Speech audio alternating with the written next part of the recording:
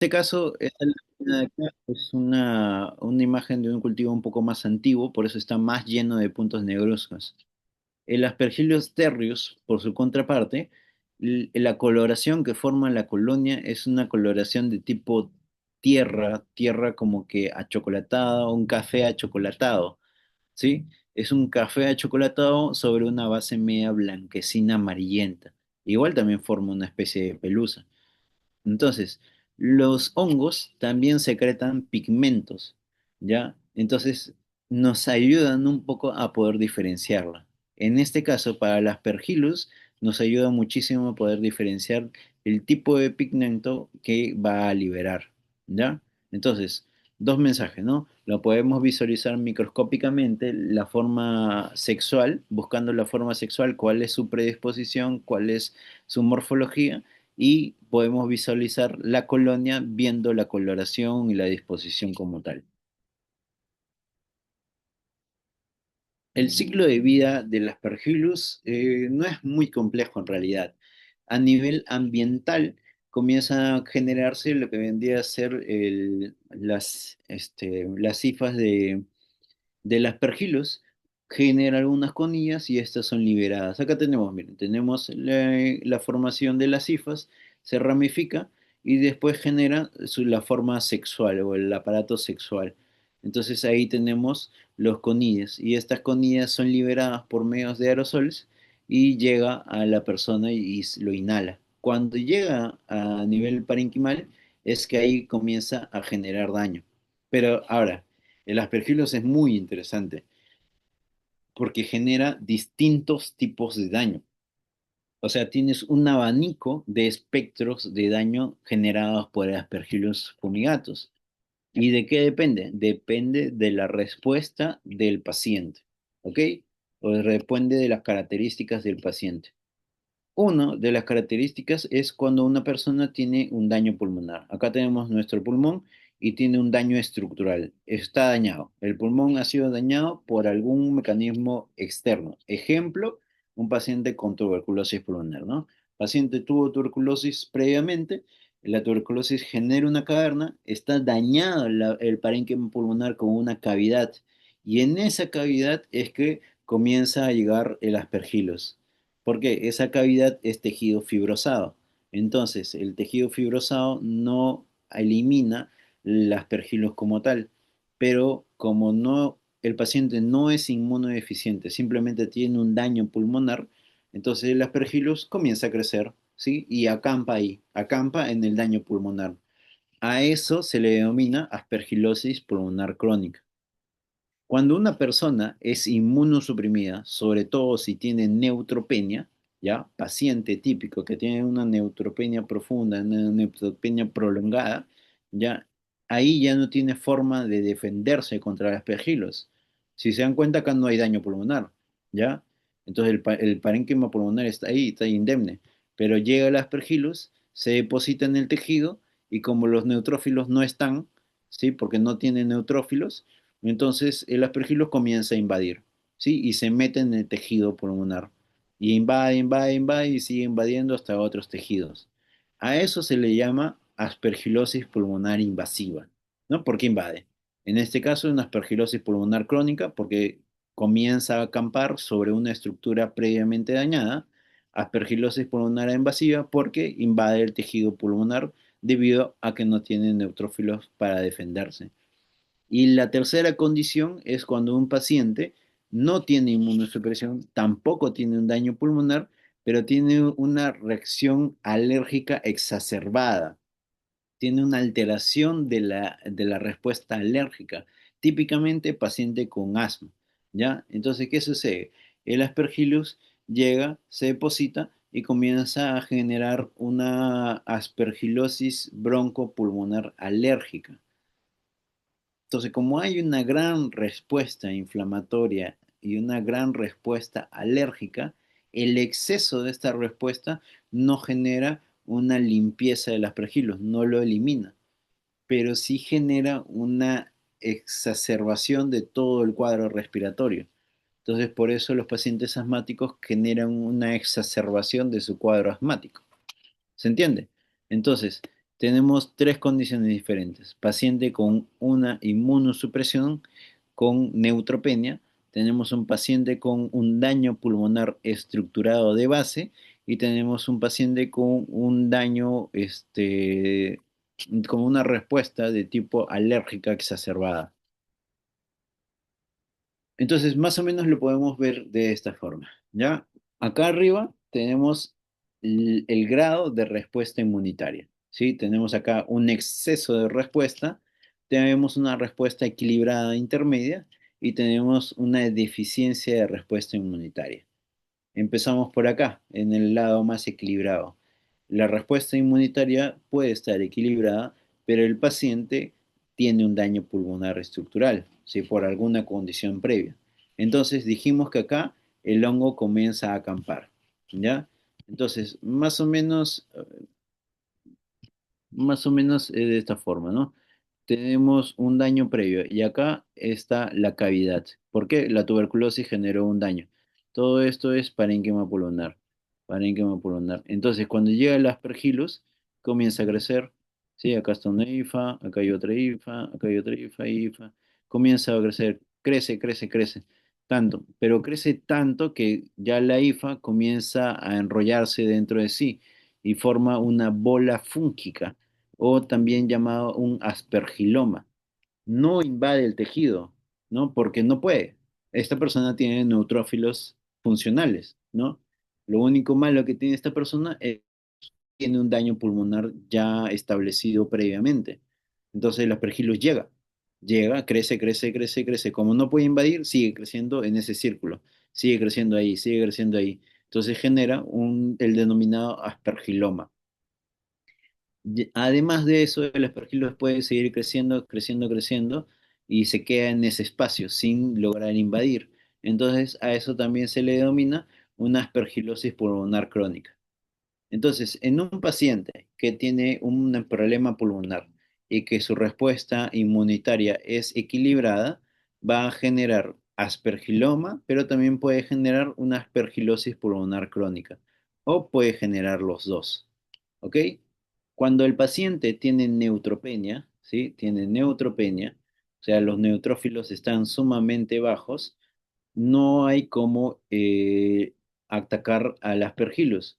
Entonces, dijimos que si no hay quien lo controle, el aspergillus comienza a invadir el parénquima pulmonar y ahí se forma el aspergillosis pulmonar invasivo. Esta es la forma predominante, pero aspergillosis pulmonar invasivo.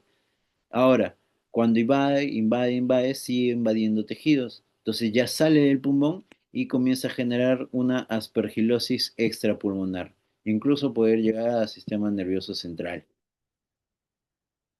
Ok, y por el otro lado tenemos una respuesta exagerada, una respuesta alérgica exacerbada, y usualmente esta está de la mano con una respuesta descontrolada de una inmunoglobulina E.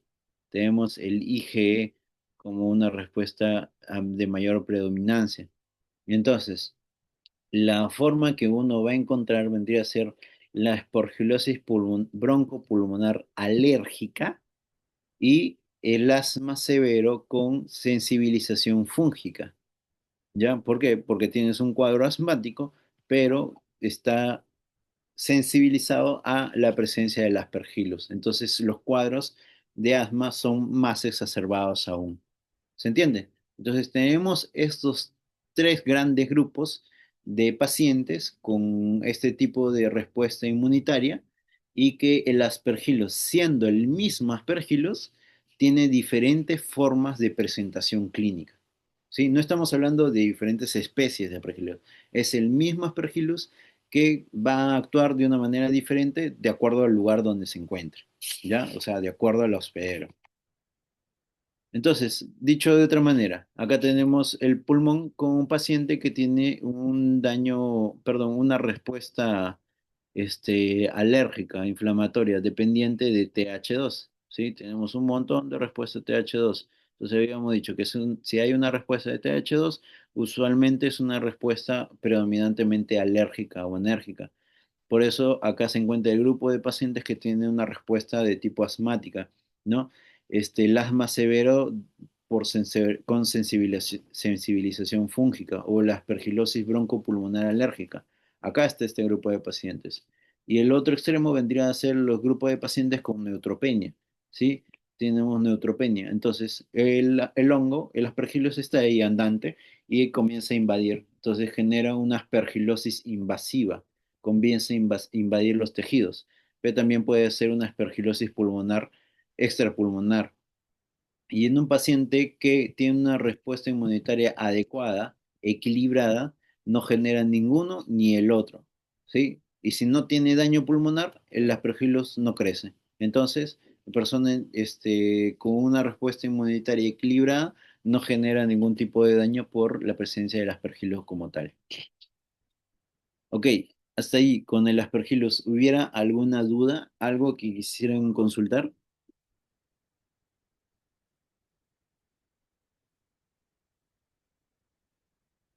Doctor, disculpe una consulta. Dime, Usted dime. estaba mencionando acerca de que hay diferentes tipos de pergilus, muy aparte de cómo ataquen dependiendo de la situación del paciente. Ajá. ¿Alguno de ellos tiene, o sea, alguna de estas presentaciones típicas o simplemente es por el estado del paciente en el cual van a atacar? ¿Te refieres por especie de aspergillus? Exacto. No, no, no. No, por especie de aspergillus no está ligado a una presentación clínica. Depende de la respuesta del hospedero, ¿sí? La forma clínica, todo lo que hemos visto es dependiendo del hospedero. Ah, ya, está bien. Gracias, doctor. Ujú. Ya, perfecto. Muy bien. Entonces, para llegar al diagnóstico, lo más correcto es visualizar, ¿no? Podemos visualizar las cifras, pero hemos dicho, lo más correcto es visualizar las estructuras sexuales. Entonces se lleva a cultivo y en cultivo se puede visualizar las estructuras sexuales, ¿no? Estas que forman sus conidios. La biopsia también nos puede ayudar porque tomas una biopsia, lo mandas a visualizar y vas a encontrar las cifras como tal. Eso va a ser predominantemente la forma de diagnóstico. El otro hongo que tiene gran impacto, ya sobre todo en grandes grupos de pacientes, va a ser el histoplasma, ¿sí? El histoplasma capsulatum, variedad capsulatum. Existe otro tipo de histoplasma que vendría a ser el histoplasma africano, ¿ya? Pero ese no lo vamos a mencionar ahora, eso lo vamos a ver más adelante cuando hagamos tropicales, ¿ya? Y el histoplasma es un hongo especial porque es un hongo dimórfico. Tiene dos formas evolutivas. Tenemos una levadura, pero también tenemos una forma filamentosa. Esto ya lo habíamos conversado previamente, ¿no? Entonces, la levadura va a ser una estructura unicelular, pero que es intracelular. Le gusta invadir a los macrófagos. Entonces, si acá vemos, tenemos el núcleo del macrófago, el citoplasma del macrófago, y dentro de su citoplasma tendremos varias levaduras. Acá tenemos un núcleo, otro núcleo, acá hay dos macrófagos, y acá tenemos varias levaduras que han invadido su citoplasma. Entonces, esa es la forma a través de microscopía directa. La forma de levadura es la forma que nosotros vamos a ver en el hospedador, en el tejido humano. ¿Por qué? Porque estamos a una temperatura de 37 grados. Entonces, a esa temperatura es que se da la forma levaduriforme. Cuando esto lo llevamos a cultivo, se genera una forma filamentosa. Acá tenemos filamento, miren, en la parte de atrás, un filamento, acá hay otro filamento y otro filamento. Y como habíamos dicho, los filamentos generan algunas estructuras sexuales reproductivas. Entonces acá están el macroconidio con algunas estructuras que brotan de sí, que vendrían a ser los microconidios. Ya, entonces son unos macroconidios tuberculados, todo eso son especies de tubérculos. Es un macroconidio tuberculado. Esta es una forma característica típica del histoplasma capsulatum en cultivo. Ya, esto es a un medio de cultivo a una temperatura de 25 grados como tal. ¿Ok? Entonces, son las dos formas que nosotros vamos a poder visualizar. Esta a 25 grados es en cultivo, no se encuentra en la persona, y la forma levaduriforme es a 37 grados y que se va a evidenciar en la persona, sobre todo a nivel intracitoplasmático de los macrófagos. Ahora, el histoplasma tiene una peculiaridad, ¿ya? Y la peculiaridad vendría a ser que puede generar daño tanto en personas no inmunosuprimidas como también en personas inmunosuprimidas, ¿ok? ¿Cuál es la diferencia entre uno y otro?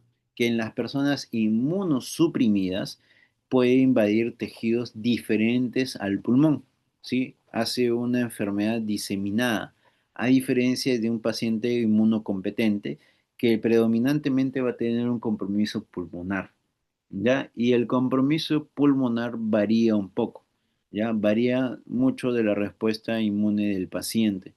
Acá les traigo en imagen lo que vendría a ser una radiografía de tórax.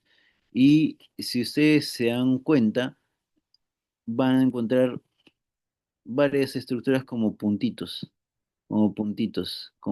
En realidad tiene un montón de puntitos, un puntitos, un puntitos, ya chiquititos por ambos lados.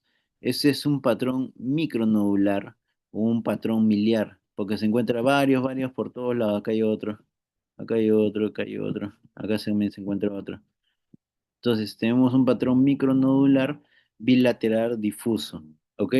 Y acá podemos corroborarlo en la tomografía. Acá hay un puntito, acá hay otro puntito, acá tenemos otro puntito que son las milias o los micronódulos presentes. ¿Ya? Esta es una de las presentaciones que podemos encontrar en relación al histoplasma. Otro es que formen nódulos, ¿sí? Comienzan a formar unos nódulos este, presentes en el parénquima pulmonar. Y en algunas ocasiones también puede generar una especie de cavidades, ¿sí? En otros pacientes puede comprometer incluso a nivel del mediastino. Y en los pacientes que son inmunosuprimidos salen del parénquima pulmonar y comienzan a llegar a un nivel extrapulmonar, generando una histoplasmosis diseminada. La forma de transmisión o la forma de adquirir la enfermedad es a través de la inhalación de las conidias como tal, no de los microconidios. ¿Ya? ¿Qué sucede con estas esporas? Tenemos un ambiente en el cual está rico en nitrógeno, ¿ya? Tenemos, por ejemplo, los lugares que están abandonados, los lugares como las cuevas de las lechuzas, donde hay edificios antiguos, donde podemos encontrar incluso murciélagos. El territorio, el terreno es con alto contenido en nitrógeno por el componente degradativo que, por las heces, por todo lo que libera, ¿no? Comienza a degradarse y el suelo se vuelve con alto contenido en nitrógeno. Entonces, en esos ambientes, el histoplasma comienza a desarrollarse y a crecer. Estamos a una temperatura ambiental. Entonces, a temperatura ambiental forma unas estructuras filamentosas con sus estructuras sexuales. Entonces, ahí se comienzan a liberar los conidios o las esporas y una persona inhala esto. Entonces, cuando inhala, comienza a llegar a parénquima pulmonar. Y a nivel pulmonar, la temperatura ya cambia. Ya estamos en 37 grados y ahí se transforma en una forma levaduriforme. ¿Puede llegar a salir del pulmón? Sí, llega a nivel linfático estas levaduras y también puede llegar a nivel sanguíneo generando invasión de los macrófagos. Ya los macrófagos están en todo el torrente sanguíneo y comienzan a invadir distintos tejidos. Entonces, de esta forma es que la persona adquiere la enfermedad, pero también de esta forma se disemina por todo el organismo las levaduras a través de el daño de los macrófagos como tal.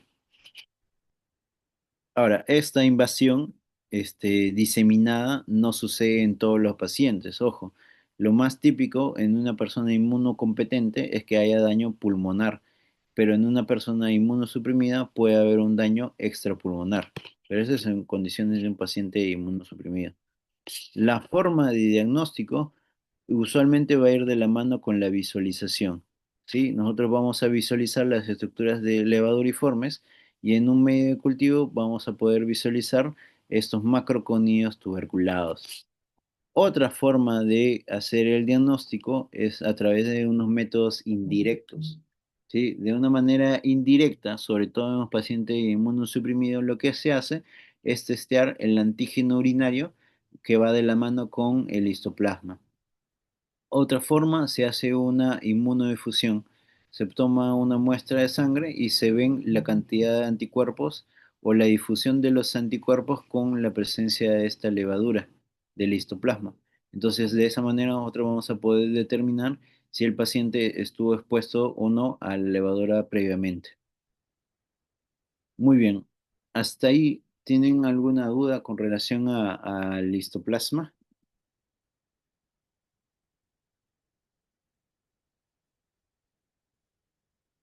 Doctor, ¿puedo volver a repetir la última parte del diagnóstico? Ñañita. ¿Puedo volver a repetir la última parte del diagnóstico? ¿El test de orina y de sangre? Ah, ya. Ya, mira, para hacer el diagnóstico, ¿esto servirá? Sí, sí, sirve. Para el diagnóstico, sí sirve. ¿Se ve? Sí, ¿no? Para el diagnóstico, uno va a utilizar microscopía para visualización. Ya, y ahí van a encontrar la levadura eh, en la persona.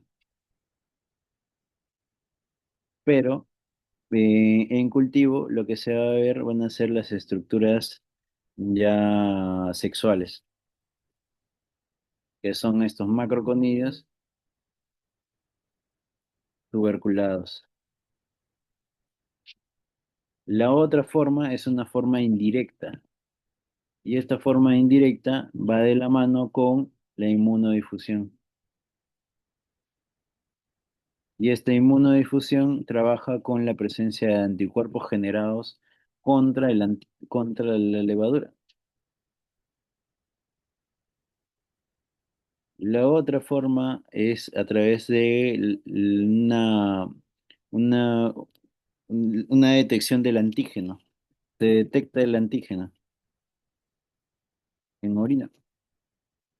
Entonces vas a detectar el antígeno de los componentes de la pared del histoplasma, con el galactomanano, y de esa forma uno va a poder ver la presencia del histoplasma en el organismo.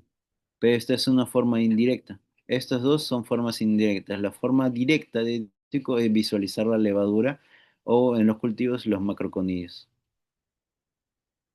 Así más o menos.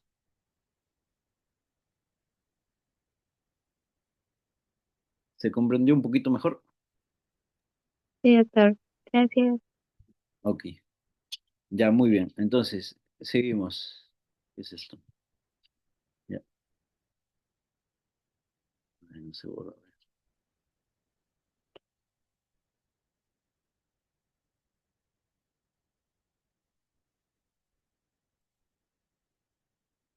Ya, ok, no sé cómo hacer esto. Allá. Ya, muy bien. El otro hongo que es de gran relevancia, sobre todo para nuestro contexto peruano, es el Paracoccidioides, ¿ya? El Paracoccidioides es un hongo, también muy importante, ¿ya? Este vendría a ser un hongo de tipo dimórfico, porque vamos a encontrar una forma de levadura, pero también vamos a encontrar una forma filamentosa. Y la forma de levadura es la forma más típica para poder reconocer a este hongo. Si nosotros vemos acá, vamos a tener tres tinciones diferentes o tres visualizaciones diferentes. Esta es la clásica, la que vamos a ver en esputo usualmente a través de KOH. Y tenemos una levadura grande. Todo esto es una levadura grande. Pero en su superficie vamos a tener levaduras chiquitas que están gemando. ¿Sí? Acá tenemos nuevamente en otra visualización, ya esto es con plata. Acá tenemos una levadura enorme con varias levaduras pequeñas en su periferia. Entonces, es una levadura grande, multigemante, porque tiene varias gemaciones en su superficie. Acá se puede ver un poco mejor. Levadura enorme y acá está gemando, brotando varias levaduras pequeñitas. Esta imagen es la imagen típica de la rueda de timón de barco, ¿ya? Usualmente relacionado con el paracoccidioides. Si tuviera solamente una levadura acá y otra levadura acá, ahí sí nos daría la imagen de Mickey Mouse, ¿no? El Mickey Mouse, ¿cómo es? Tenemos una levadura enorme y tenemos sus dos orejas, una acá y otra acá. Entonces, de esa forma es la imagen de Mickey Mouse. Y esta, la imagen de timón de barco. Y cuando nosotros lo llevamos a un medio de cultivo, a una temperatura más baja, claramente 20-25 grados, ya se forma la forma filamentosa. La forma filamentosa tiene brotando, en las cifas tienen brotando unos microconillos de tipo piriformes, ¿sí? Parecen una especie de pera. Esta forma filamentosa no es típica de paracoccidioides, no es lo más característico. Entonces, quiere decir que el diagnóstico lo vamos a dar con la visualización microscópica de la levadura. Esa es la forma clásica en la cual nosotros vamos a hacer el diagnóstico. ¿Cómo se adquiere? Perfecto. Acá tenemos algo muy importante. El paracoccidioides se encuentra en medio ambiental, sobre todo en los medios agrícolas, ¿ya? Entonces, se ha detallado muy fuertemente que las personas que están en un medio agrícola y que sobre todo están expuestos, por ejemplo, a cultivos de café, cultivos de cacao, son los que están en mayor riesgo de desarrollar una enfermedad ligada a paracoccidioides brasiliensis. ¿Ok? Cultivo de café, cultivo de cacao. Pero ¿qué pasa? Si yo, por ejemplo, que vivo en Lima, estoy todo el tiempo en Lima, voy unos 3 o 4 días a visitar alguna de las chacras que cultivan café o cacao, no corro el riesgo de desarrollar enfermedad por paracoccidioides de esta forma. Porque se necesita mucho tiempo de exposición para que una persona desarrolle una enfermedad. Necesitas harta cantidad de conillos que hayan llegado a tu cuerpo para poder desarrollar enfermedad. Es por eso que típicamente se va a encontrar en personas que viven de la agricultura, que viven y han estado por mucho tiempo en esas áreas geográficas en contacto con cultivos de café o cultivos de cacao. No son exclusivos de café y cacao, ¿ya? O sea, pero es una actividad que tiene un poco más de riesgo para que la persona desarrolle la enfermedad. Entonces, las esporas son liberadas y la persona inhala las esporas o también llamadas las conillas. Y cuando llegan a nivel pulmonar, ya se transforman en una forma levaduriforme y van comenzando poco a poco a generar daño y comienzan a generar daño. El cuerpo humano trata de eliminarlos, sí, pero no, o sea, cuando ya hay mucha carga de levadura en el organismo por mucho tiempo, es que ya no forma una limpieza adecuada de estas levaduras. Acá vamos a ver, tenemos la radiografía de un paciente que tiene paracoccidioides brasiliensis. Y si ustedes se dan cuenta, miren acá, tenemos un tracto fibroso.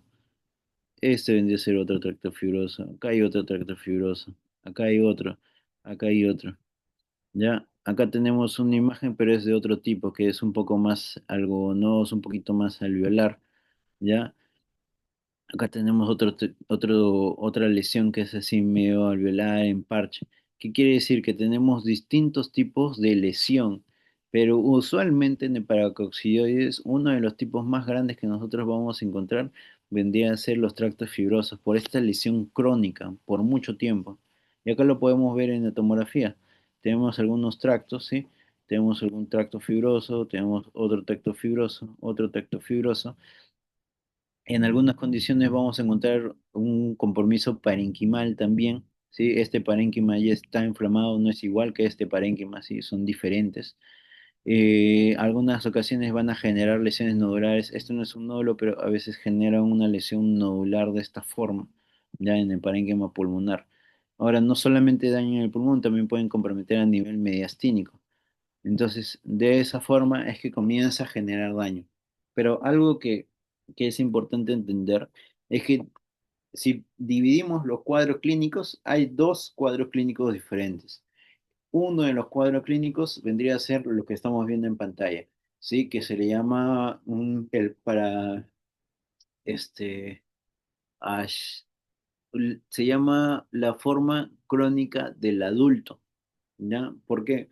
Porque usualmente se presenta en la población adulta y se presenta con un cuadro clínico muy crónico. Sí, porque como está, la persona está expuesta y se expone y con el tiempo comienza a generar daño pulmonar. Entonces, esto es un cuadro crónico que lleva tiempo y que básicamente el daño principal que genera es a nivel pulmonar.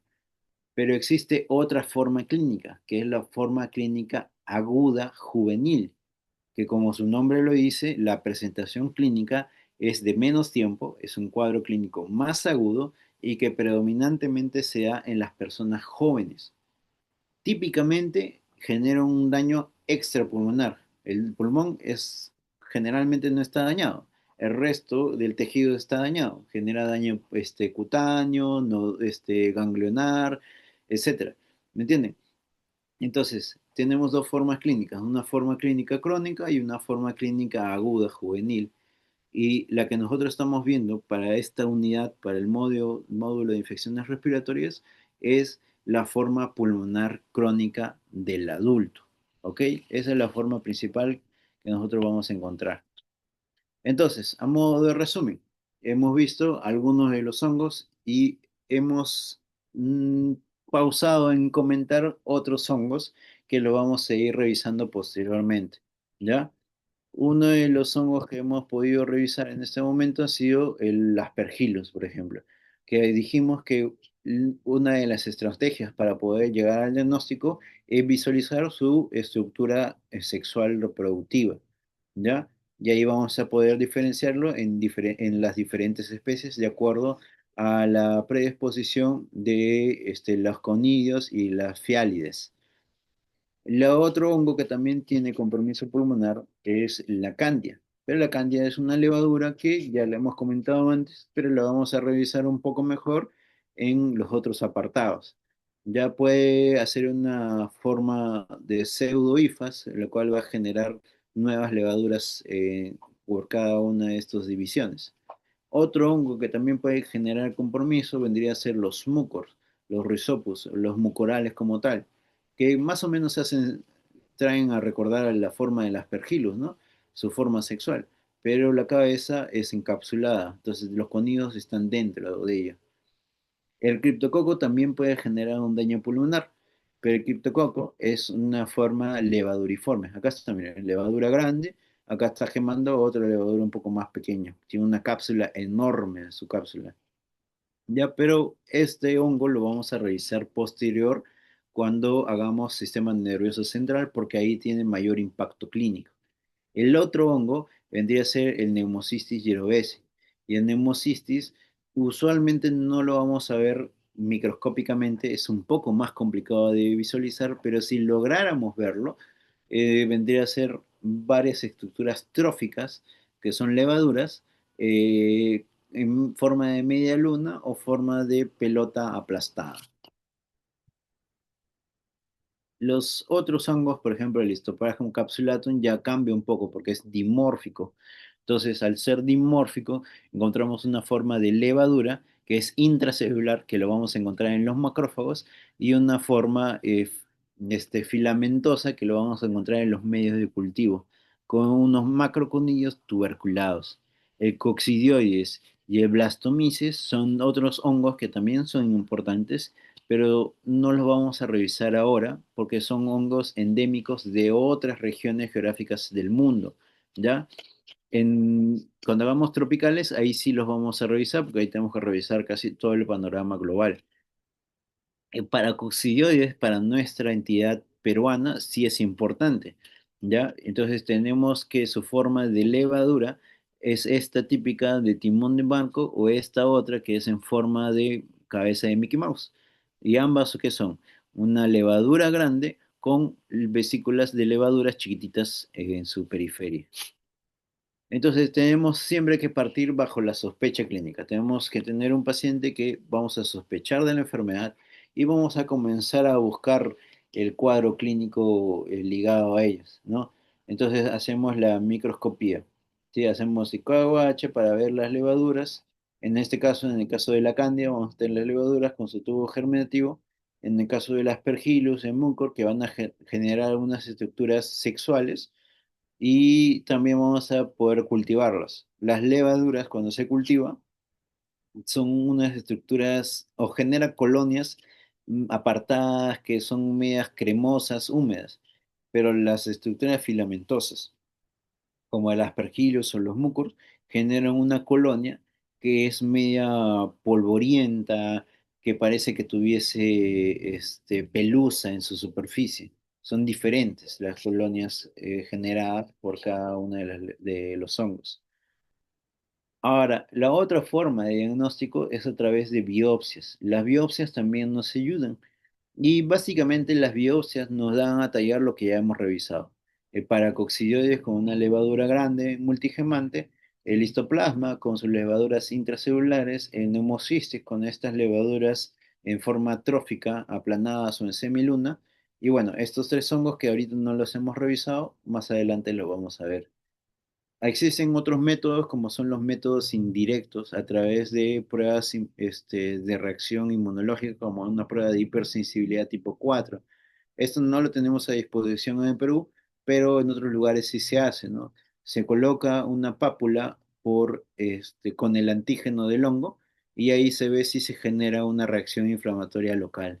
También se puede ver el antígeno, ¿no? Como en el caso del criptococo, se hace la detección del antígeno y vemos que el paciente está con el hongo o no.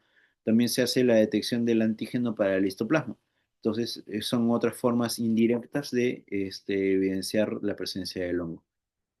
Muy bien, hasta ahí en relación a los hongos, ¿hay alguna duda, algún comentario que quisieran resolver?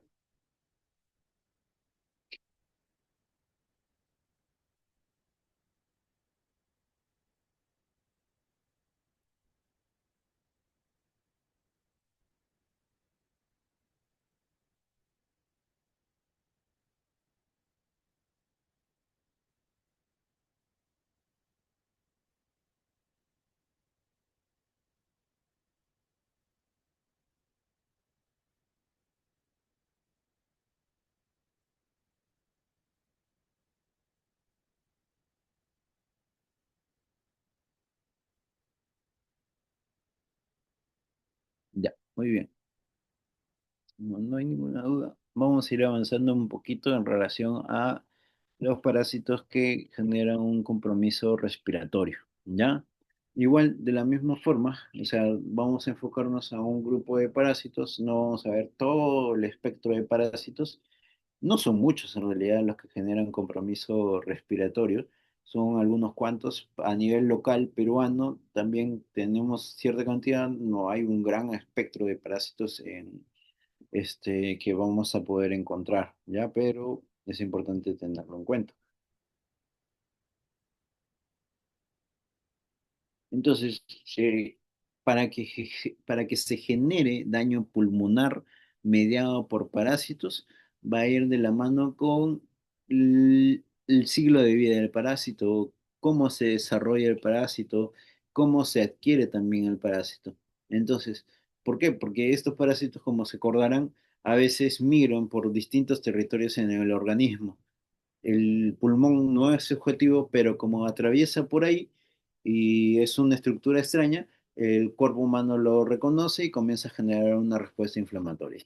Otros parásitos comienzan a generar una respuesta sistémica, un compromiso severo, y este compromiso inflamatorio sistémico severo también repercuten a nivel pulmonar generando daño. Entonces tenemos muy diferentes formas de generar daño pulmonar. Pero para efectos de esta forma, este módulo del curso, vamos a ver algunos de mayor relevancia que tienen daño predominante a nivel pulmonar. Y acuérdense nuevamente, ¿no? Tenemos parásitos de tipo nematodos, trematos, cestos, que son estructuras multicelulares, y el otro grupo que vendrían a ser los protozoos, que ya son estructuras unicelulares. ¿Ok?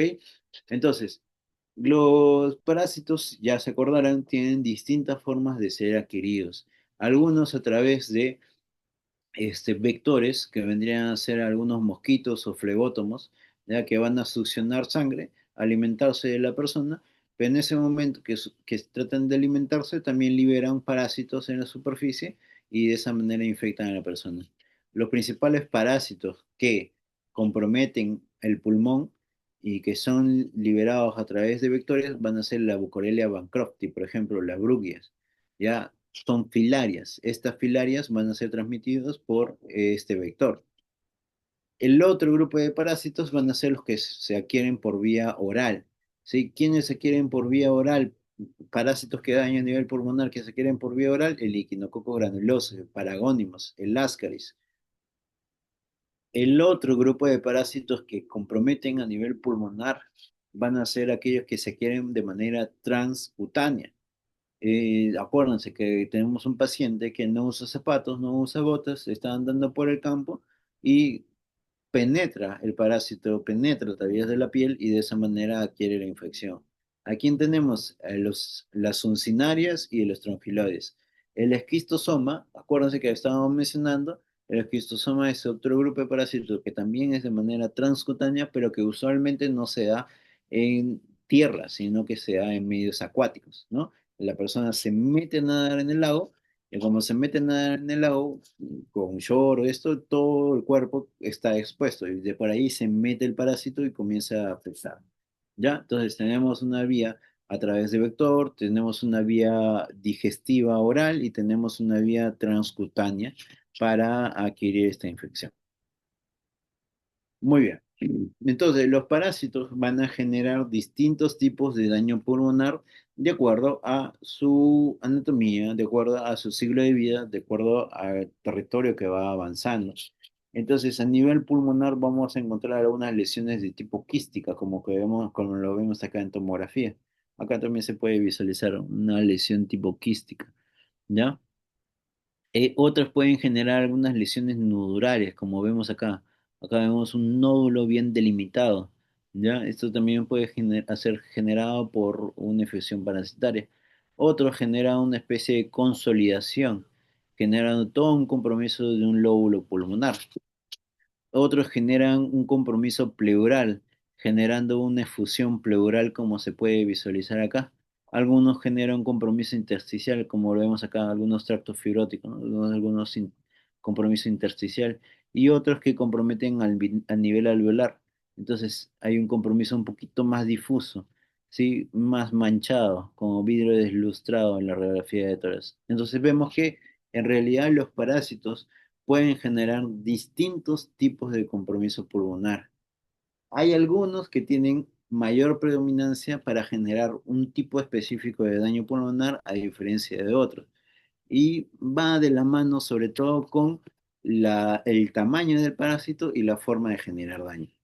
Acá tenemos, mire, tenemos daños focales o enfermedades focales que causan, por ejemplo, una forma quística, una forma consolidativa en forma de moneda, otra forma consolidativa o efusión pleural. ¿Quién hace una lesión quística? La hidatidosis con el equinococo granulosos. ¿Quién hace una lesión en forma de moneda? La dirofilariasis. ¿Quién hace compromiso pleural? El paragónimos, las amebas. El compromiso difuso, ¿sí? El compromiso difuso, o sea que hay compromiso en ambos campos pulmonares, puede dividirse en dos grandes grupos, como un infiltrado pulmonar transitorio o algunos compromisos alveolares o intersticiales. Estos transitorios, ¿quién va de la mano? Esto ya lo hemos conversado el siglo pasado, en aquellos que hacen el ciclo de Loss y hacen un síndrome de Loeffler, ¿no? ¿Por qué? Porque el parásito migra por el pulmón y cuando está migrando genera un daño inflamatorio en un lado. Después se va. Después otra vez migra por el pulmón, puede migrar por otro lado, entonces hace un daño inflamatorio en otro lado. Y así. En todo el territorio donde se va migrando, va generando parches y parches de compromiso inflamatorio. ¿Ok? Y los que hacen un compromiso alveolar con cambios intersticiales vendrían a ser los esquistosomas o las filarias también, ¿vale? También hablan de la estrangiloidiasis. Entonces, empezamos hablando con algunos de los parásitos que tienen más relevancia, como el Paragonimus. Esto ya lo hemos comentado, ¿sí? No es un tema nuevo. Ya hemos hablado de Paragonimus el siglo pasado. Y este pertenece al grupo de los trematodos. Y acuérdense, cuando hablamos de trematodos, estamos hablando de un grupo de parásitos que son aplanados en formas de hoja, en forma de duela, ¿ya? Y que necesitan de manera obligatoria que al menos uno de los hospedadores intermediarios sea un crustáceo y que adicionalmente requiere que atraviese por un medio acuático. ¿Ya? Entonces partimos de acá. Tenemos una persona que está infectada y que comienza a liberar huevos no embrionados, pero que en contacto con el medio acuático se embrionan y maduran. Entonces, estos huevos dentro de sí comienza a generarse el miracilio y el miracilio tiene varios cilios en su superficie y le dan movilidad. Se nadan, nada hasta llegar al primer hospedador intermediario, que vendrían a ser algunos caracoles acuáticos. Se meten al caracol y dentro de él va a desarrollarse en distintas formas evolutivas hasta llegar a la cercaria. La cercaria ya sale del caracol y comienza a invadir a otro crustáceo, ya como por ejemplo los camarones.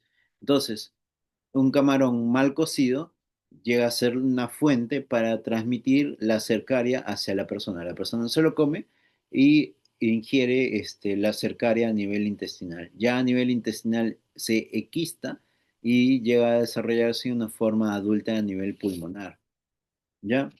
Entonces, ¿qué es lo que sucede? Tenemos, en primer lugar, la forma del huevo del paragónimo como tal. Y la forma de huevo es como esta. Tenemos acá un sombrerito pequeño que se le denomina opérculo, tenemos un cuerpo enorme y tenemos un contraopérculo, ¿sí? Está al contraparte, un poco más engrosado. Esa vendría a ser la estructura del paragónimos. Un contraopérculo pequeño, un opérculo pequeño, un cuerpo grande y un contraopérculo engrosado. La forma adulta es como esta, como una hoja, ¿ya? Tiene unas ventosas, una ventosa oral y una ventosa ventral, lo cual le va a permitir succionar y adherirse a las superficies. Ahora, lo resaltante es que esta forma adulta ya es o sea, es hermafrodita y tiene ovarios, pero también tiene testículos.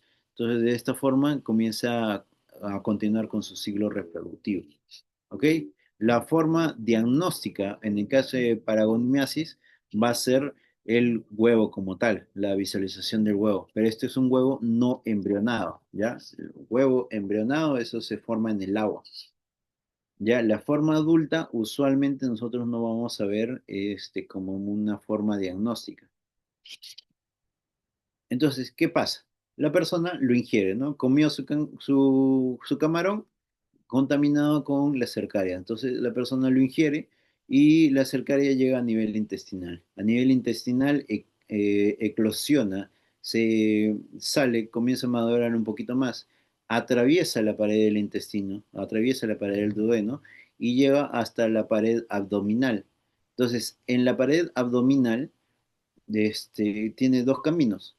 Puede migrar a nivel cutáneo, generando una paragonimiasis cutánea, pero la vía más común es que migre por toda la pared abdominal hasta llegar al diafragma. Atraviesa el diafragma y comienza a migrar por todo lo que vendría a ser el espacio pleural, por la pleura, migra por la pleura y después se mete al pulmón. ¿Ok? Esta es la vía más común. Las vías errantes a veces se pierde, pues, a veces se pierde y se va a nivel cutáneo. A veces se pierde y se va extrapulmonar, como por ejemplo a nivel cerebral. ¿Ya? Pero lo más común es que haga toda esta migración, atraviesa, rompe el diafragma, se mete por la pleura y genera este compromiso. ¿Ya? Entonces, ahí viene el detalle, porque el tipo de expresión clínica que va a generar de acuerdo a su migración, porque dijimos, se mete por el diafragma y comienza a meterse por el espacio pleural. Entonces, si está en la pleura, ¿qué es lo que sucede? Comienza a generar que todo este espacio de pleura se inflame, se inflama y comienza a generar líquido. Entonces hay efusión pleural. ¿Sí? Todo esto se genera efusión pleural, ya generado por la migración del paragónimos. Pero además dijimos que migra por todo el espacio pleural, migra, y se mete al parénquima pulmonar. Entonces, cuando se mete, comienza a generar algunas lesiones tipo nodulares. Acá están los nódulos. Pero si ustedes se dan cuenta, estos nódulos que se han generado están cerca de la pleura. No están acá pariliares, están cerca de la pleura. ¿Por qué? Porque fácilmente el paragónimo migró y ahí nomás se metió. Entonces ahí ya se queda generando la forma adulta y generando unas lesiones nodulares. Hasta ahí, con relación al paragónimos, ¿hay alguna duda o algo?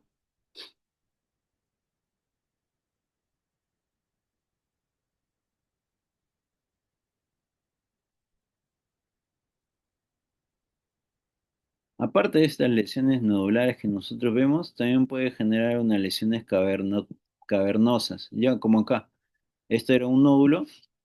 Ay, perdón.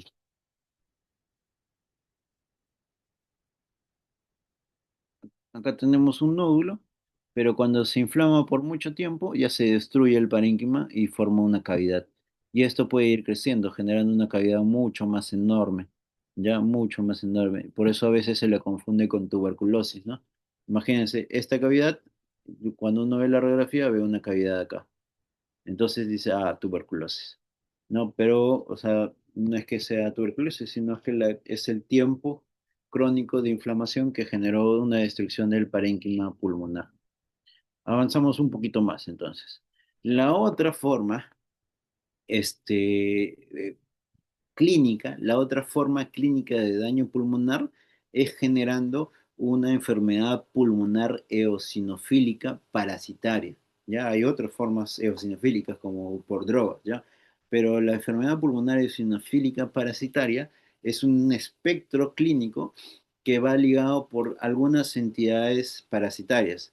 Y acá está, miren, un nombre. Este nombre ustedes ya lo conocen, el síndrome de Loeffler, ¿ya? Que habíamos dicho que son estos parásitos que hacen este ciclo de Veloz y que en su ciclo de Veloz hace una migración transpulmonar y genera parches inflamatorios migratorios. ¿Ya? ¿Cuál es la característica? Que esto sucede en cualquier momento del día. Puede ser en la mañana, puede ser en la tarde, puede ser en la noche. ¿Ok? O sea, no tiene una predominancia. El parásito migra en el momento que quiere.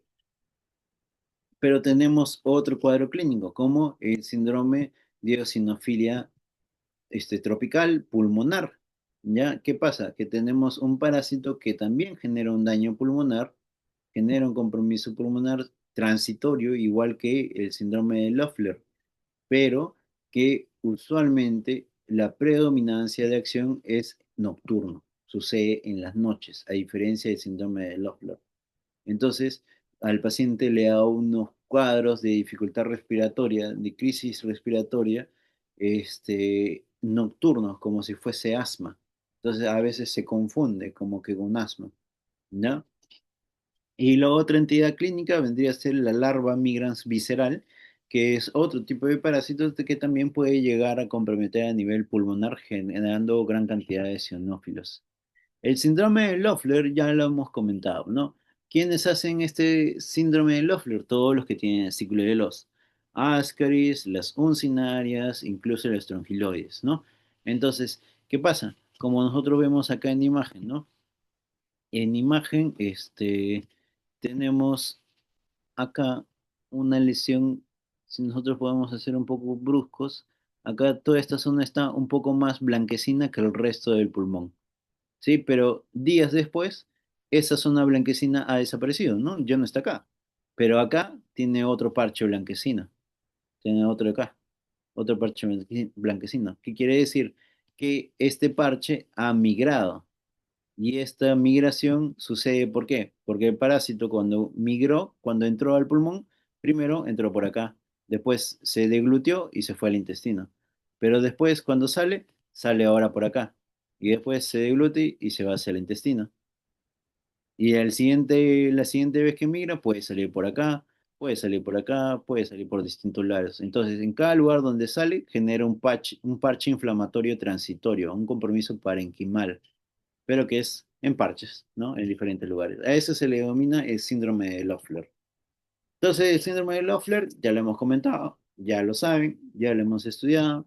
Entonces, eso está para que lo revisen después. Ya pueden revisar sus apuntes del siglo pasado. Es importante, ojo, sí, eso es importante.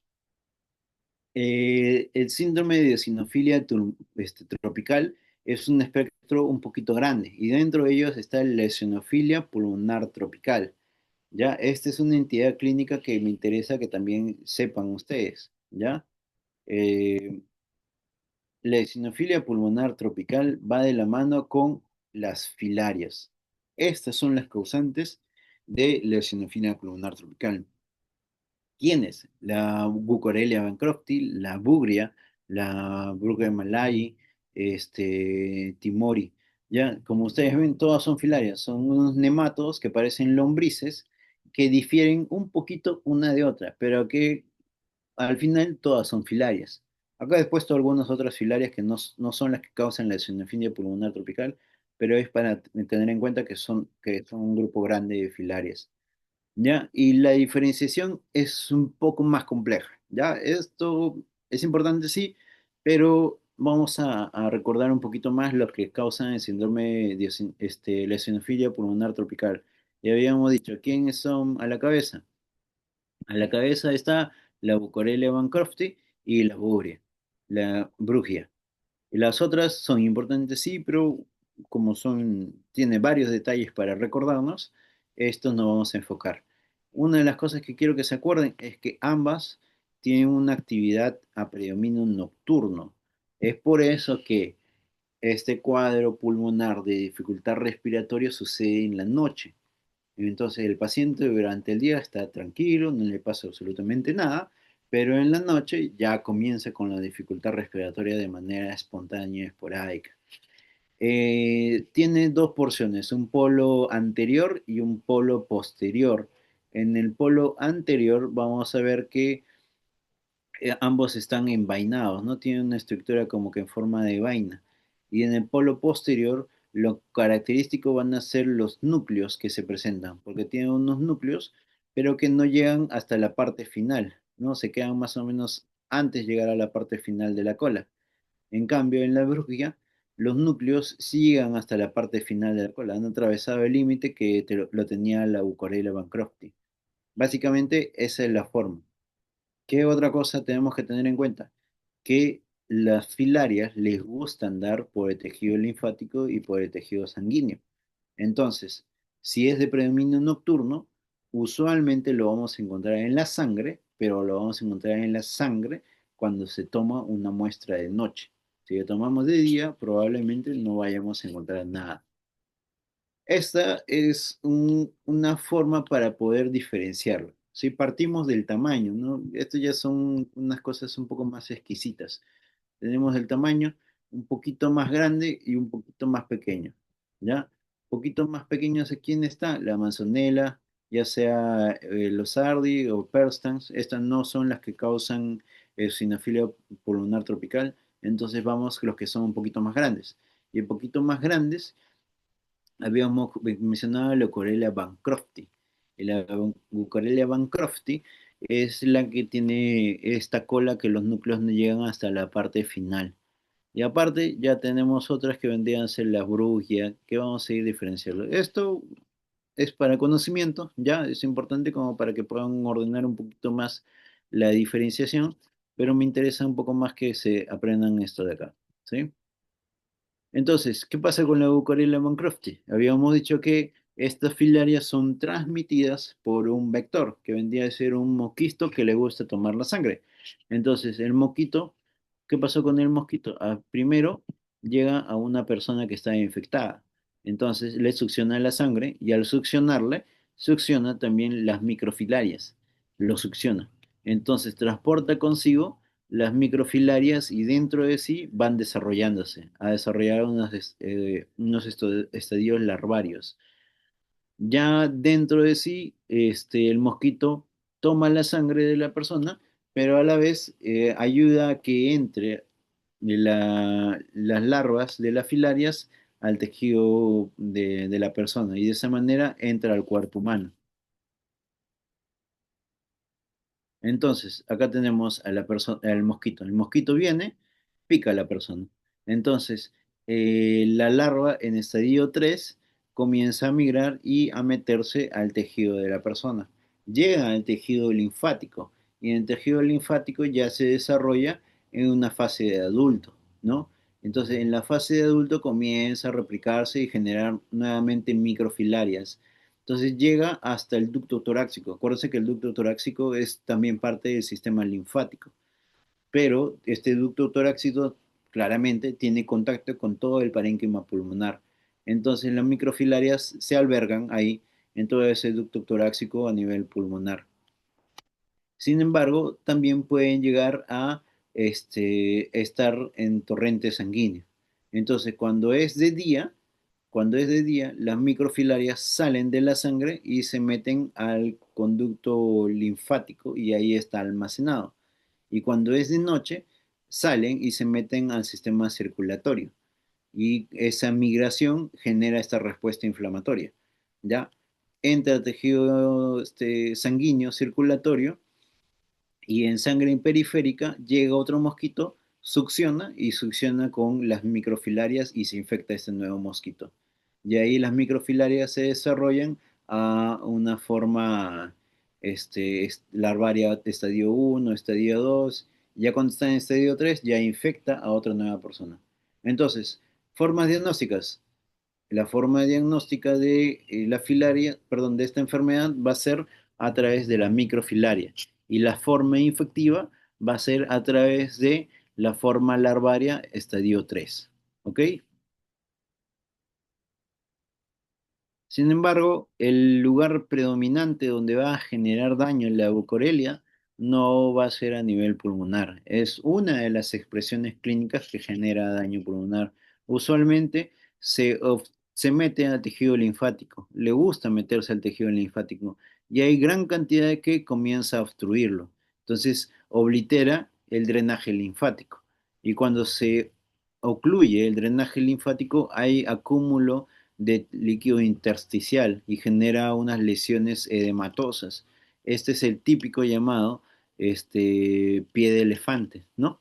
¿Por qué? Porque acá debería drenarse por el sistema linfático, pero como está obstruido por las filarias, no se drena el líquido y se acumula y se acumula y se acumula.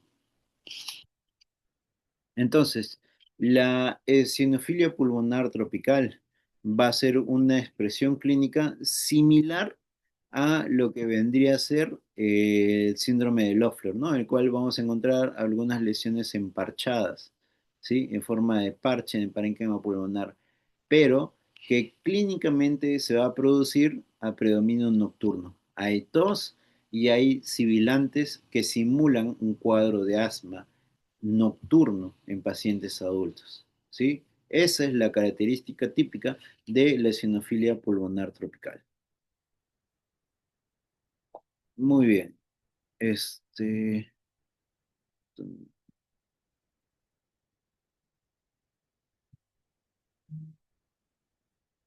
vamos a quedar hasta acá, ¿ya? Nos vamos a quedar con la parte de síndrome de eosinofilia tropical. La otra parte, que vendría a ser la larva migrans visceral, lo vamos a terminar de revisar en la siguiente clase, ¿ok? Porque ahorita ya me toca con el otro grupo. Hasta el momento, ¿tienen alguna duda, algo que pueda orientarles a resolver?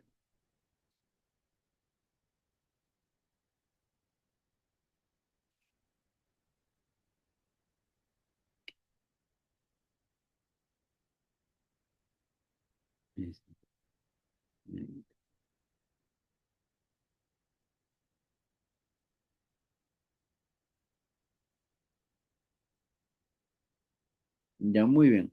Entonces, de no haber mayor duda, la siguiente parte que nos toca, que vendría a ser ya larvas migran visceral, ya casi lo último, este, de, de parásitos que afectan a nivel pulmonar, lo vamos a ver la siguiente clase. Y en la siguiente clase lo vamos a hablar sobre todo sobre micobacterias, ¿ya? Entonces quiere decir que el pasito que nosotros vamos a dar va a ser en relación predominantemente sobre las micobacterias en general, ¿ok? Muy bien, chicos. Entonces, estamos quedando por hoy. Ya nos encontramos la siguiente semana. Doctor, muchas gracias. Gracias, doctora. Hasta luego. Bien, Gracias, doctor. cuídense. Chao, Hasta chao. luego.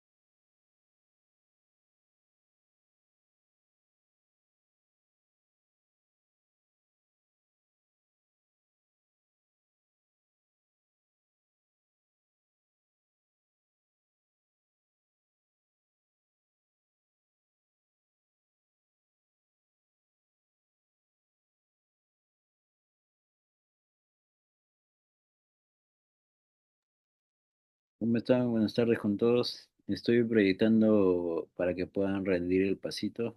¿Ya?